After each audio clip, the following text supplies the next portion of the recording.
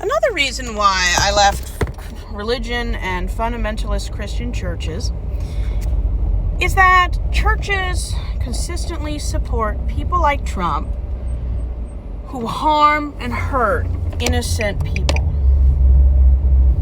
Even before Trump won his first term of being president of the United States, he had, like Bill Clinton, a record for harming, exploiting, and causing misconduct against people who were his subordinates or vulnerable people he unfortunately ran into.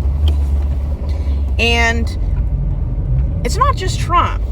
It seems that wherever a successful, conservative, cis white man is, you could probably predict that these kind of men are going to prey. And I don't mean the P-R-A-Y. I'm talking about P-R-E-Y, like being a predator. And why do churches consistently support financially, emotionally, socially people who are known to be predators? People who are just awful.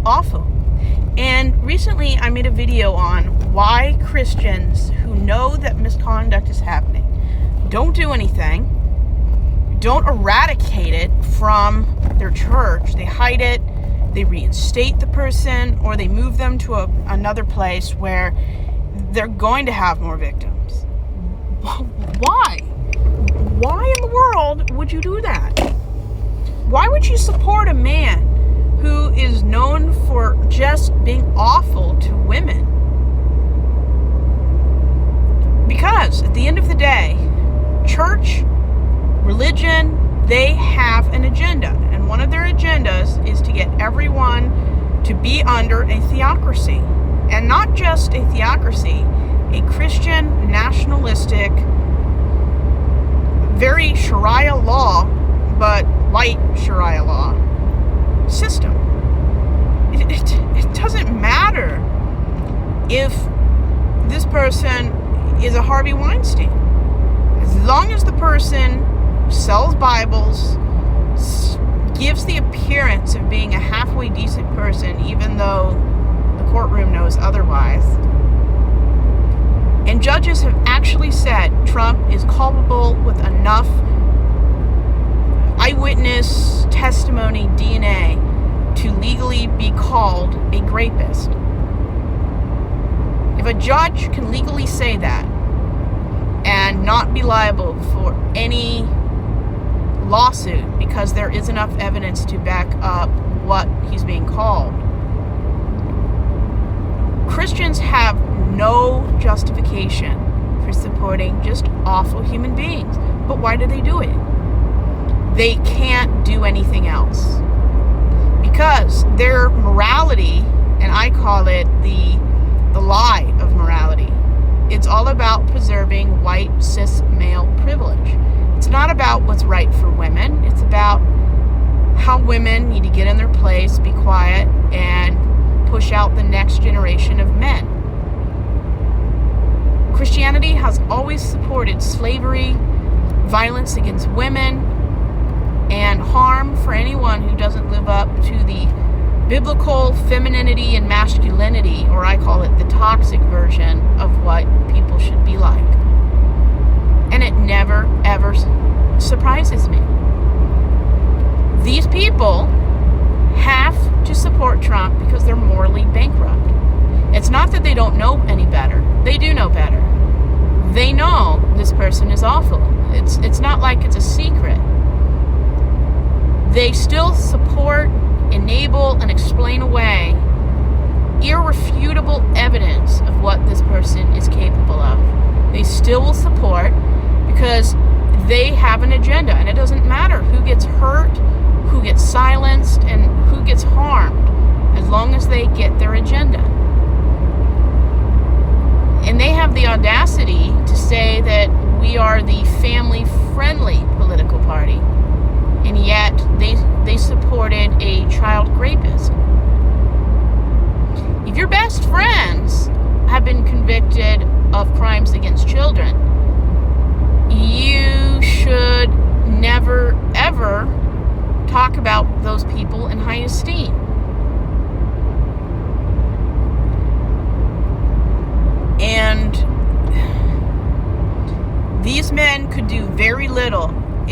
society, churches, and heteronormative environments didn't enable them. Because as long as you're a cis heterosexual man, married or single, you have the illusion and image of respectability. That's why people don't care what and how Trump committed such awful crimes.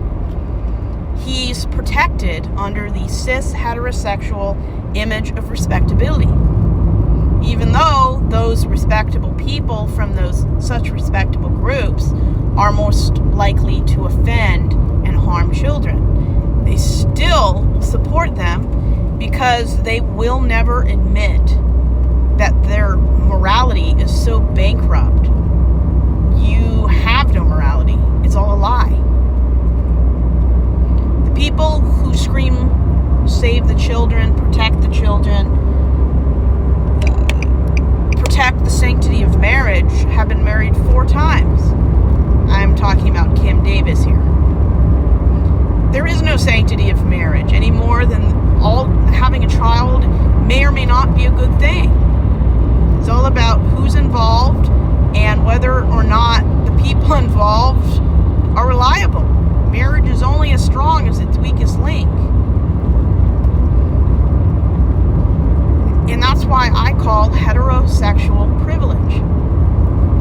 Until we see people for who they are and consistently vote them out or away from positions of power, we've already screwed ourselves before we've started. And based on some of these candidates, they've probably have or are planning on screwing people we know. And I don't mean with the IRS.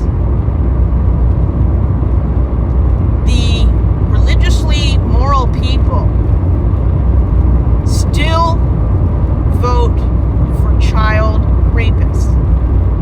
That's just how it is. And it's terrible. There is no morality in religion. When the God, the book that symbolizes your belief system, is morally bankrupt, that's who you are.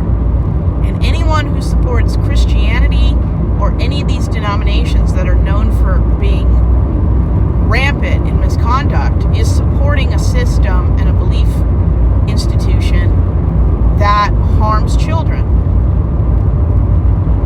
And being a Republican right now, you are telling the world you're okay with how Trump treats children. You are telling the world by being a registered Republican and a Republican voter that harming children is okay. That treating women like pieces of meat is okay. You're spitting in the face of the Epstein survivors. You may be a nice human being, but if you're part of a group that supported the Ku